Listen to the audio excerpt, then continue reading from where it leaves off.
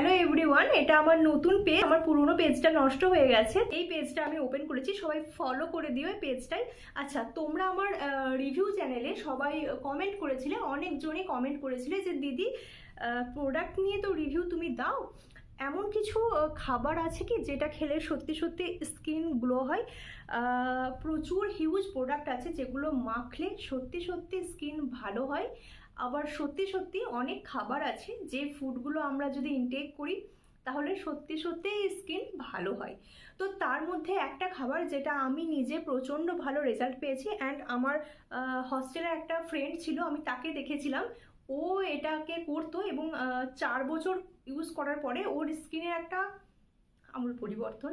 তো যাই হোক, সেই খাবারটা হচ্ছে আলমন্ড। তোমরা সকালের ব্রেকফাস্টে আলমন্ড খেতে পারো 4 থেকে 5টা, যদি কেউ 6 থেকে 7টা খাও সেটাও খাওয়া যেতে পারে, কিন্তু তার বেশি খাবে না, তার বেশি খেলে পেট খারাপ হবে।